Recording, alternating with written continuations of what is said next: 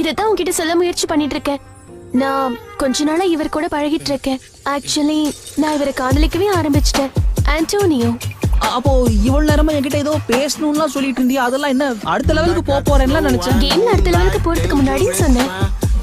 இது பாரு, எனக்கு உன்னை பிடிக்கும், நிஜமாதான். நீ ரொம்ப கூலான ஒரு ஆளு. எனக்கு உன்னோட ரொம்பவே பழகி போயிடுச்சு. ஆனா சண்டை போட்டு போர் அடிச்சிருச்சு.